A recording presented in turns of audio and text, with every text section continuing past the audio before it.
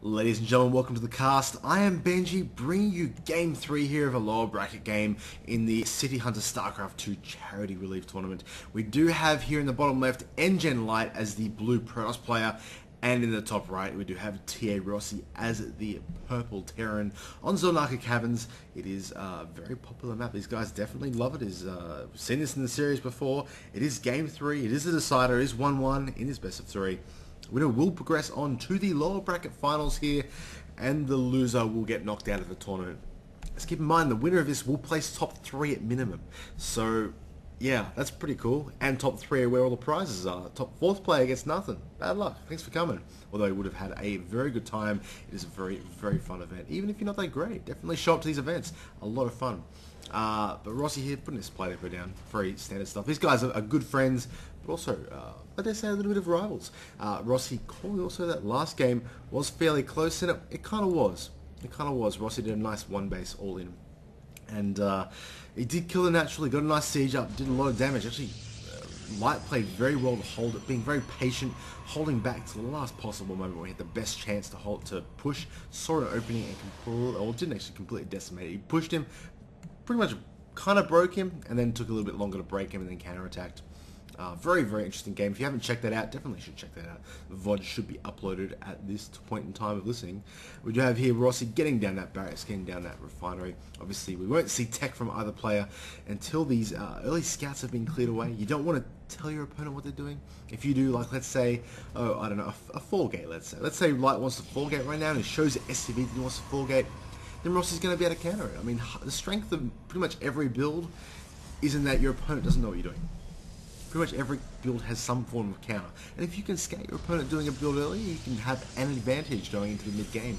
And any good player, and these both guys are very good players, any good player will be able to take advantage of that and can actually win a game from something as simple as just building your tech a little bit too quickly. We do have here Light just staying in the base. There will be a Marine popping out. In fact, knows the time. I'm not even going to leave. A good play from these players, just staying in there as long as possible to delay any really fast tech and see what he can see, but knows when to pull back. Obviously, it's either that probe dies or he doesn't. There's really nothing else he gains from staying in there and running around in circles. It does save that probe, which is a big deal. And will we see the same thing from Rossi is the question. We'll have a Zealot popping out in a second here. It is being chrono boosted, and a Stalker will follow. The thing about Protoss is that first Zealot won't actually kill that SCV unless Rossi makes a micro mistake. But he's going to leave his base now, which is a decent move, obviously. He sees the chrono boosted Stalker coming out, and that once again, that SCV would die once it comes out. No questioning about it.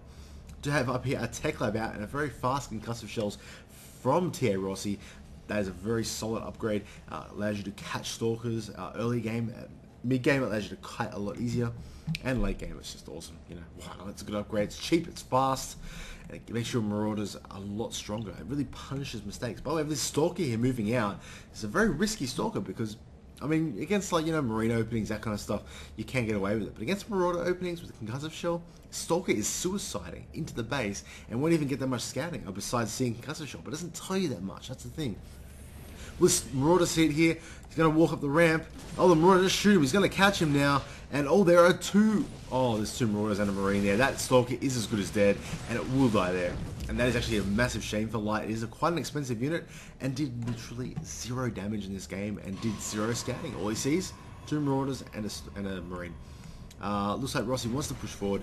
Just going to take these towers out. I don't imagine he'll do anything more than that because he is at the moment expanding, getting that command center up nice and early. Also getting a factory on this tech lab, so kind of implying that he wants to either go siege tanks or blue flame Hellions. I do think siege tanks is a better choice when you're expanding because you'll have this solid position. Whereas blue flame's just kind of like hoping, you know, that you beat your opponent with it or do a lot of damage. And that's more suitable for like a one-base player, I think. If you're expanding, you're wanting to play a macro game, so you might as well play a solid macro game, get a bunch of tanks up, and see what you can do there. What else is going on? Light is getting out 3 gates, and he's getting out a Twilight Council. What upgrade is he going to get from this? Or he's going to get a DT Shrine? Oh, there we go. We have Zealot Charge coming out now. Interesting upgrade. It's, well, obviously it allows you Zealots to charge stuff.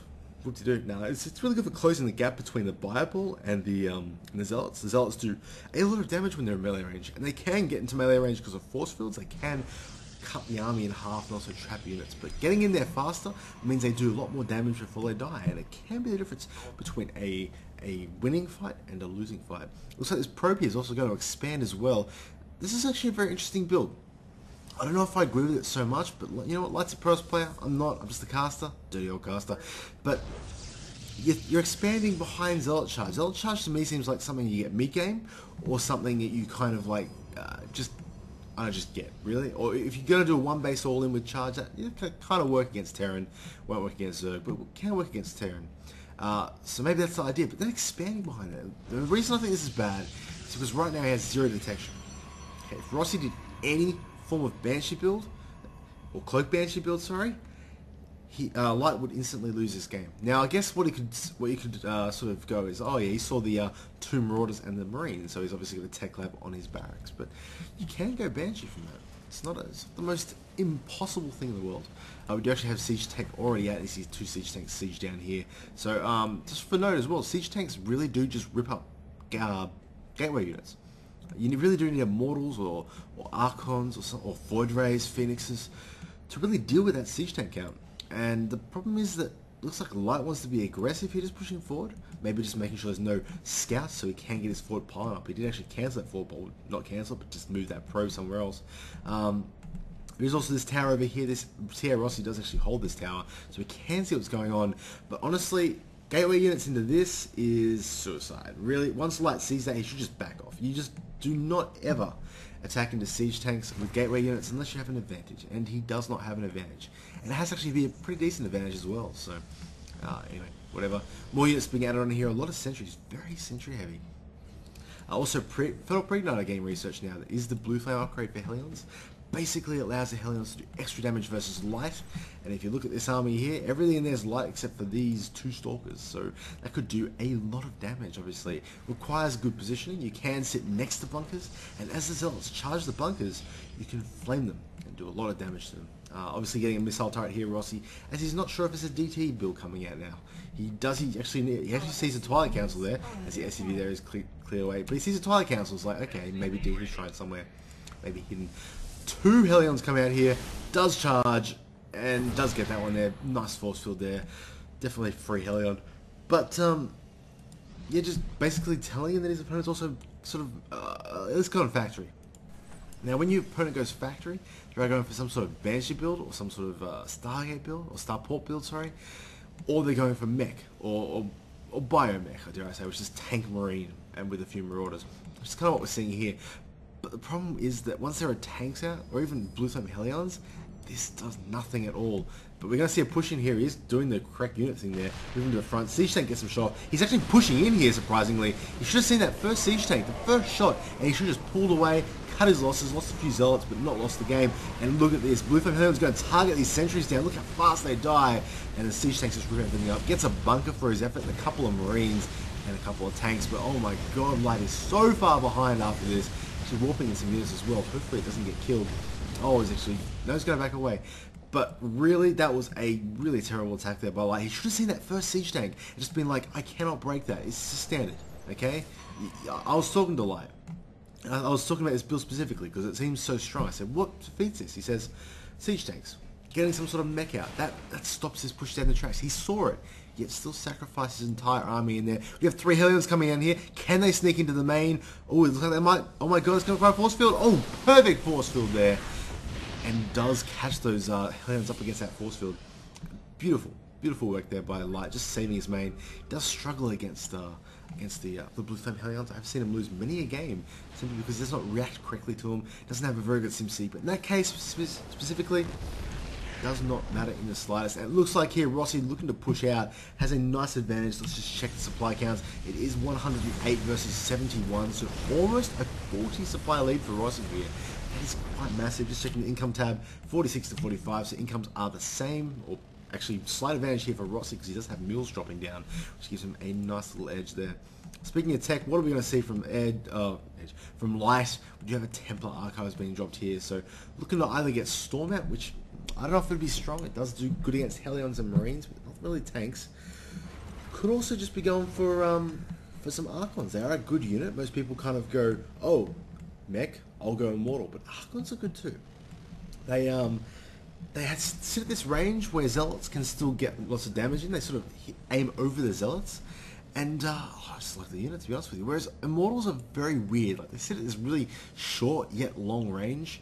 Helion's coming in here. He's going to lose one. He's going to try and force fill him in. Oh, he's getting some nice damage actually onto these Zealots. In fact, look at this splash. Zealots take so much damage from this blue flame upgrade, and doing some nice damage all the way for this shot. Oh wow, just melting some Zealots here.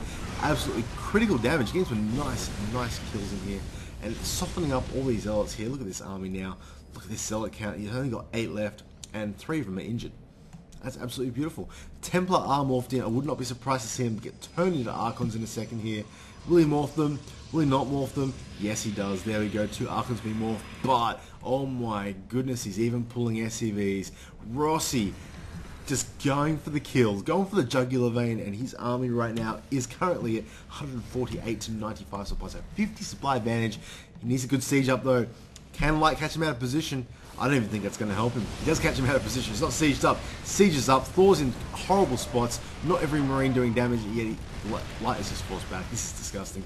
Just has not nearly enough units. I mean, good engagements and good micro will only get you so far. At some point, when you're 50 supply down, you just cannot attack an army.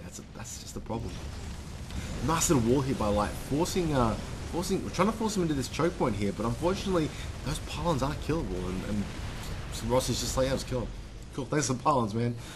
Absolutely uncontested as well, takes no damage in response. Nice siege tank leapfrogging up here as well. Light's army is here. Now look at the size of these armies. Slight difference, don't you think? I do think Light is going to get completely wrecked here. I'm curious to see what he's going to try. In fact, ooh, he's just going to move up here for the counter-attack. Could be a good move, could work.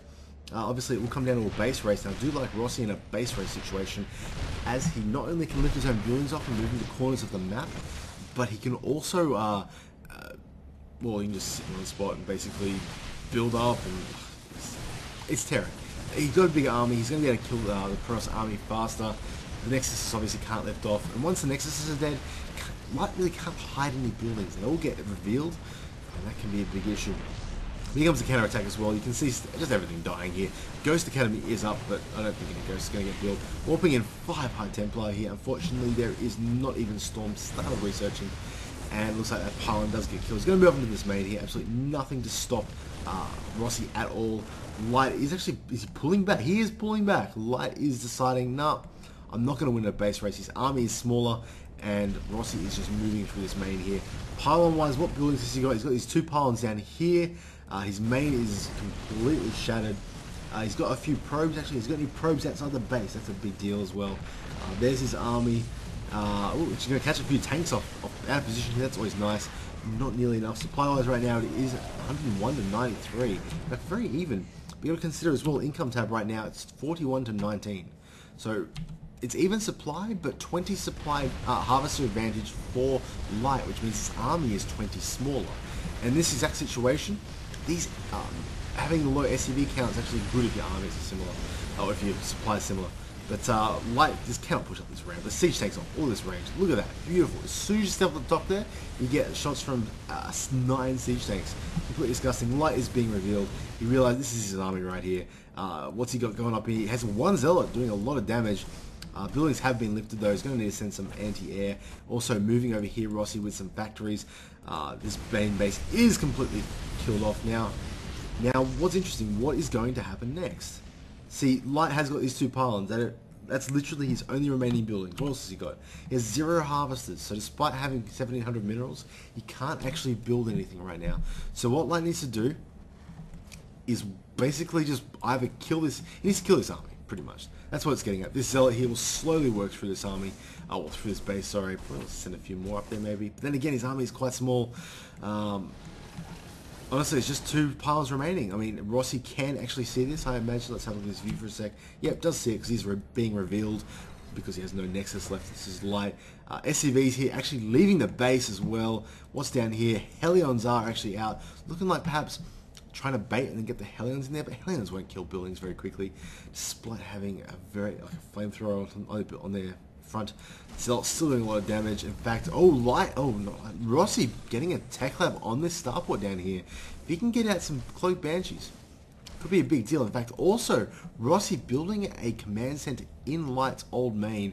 It is almost mined out, but there are enough minerals there to give him a small income boost just for the immediate period right now.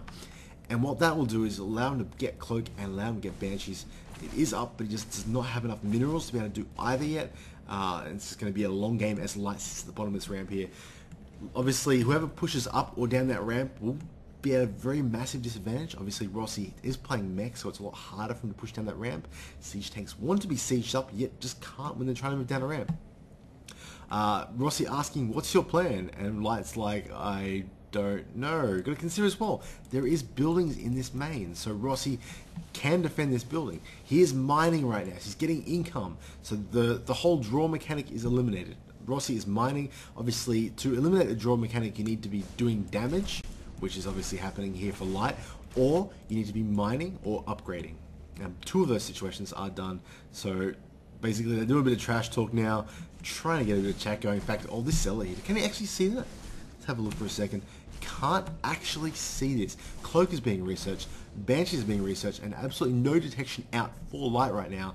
So once these Cloak Banshees are done, it's going to be game. He doesn't even have to kill the army. He can just kill 2 pounds of the Cloak Banshees.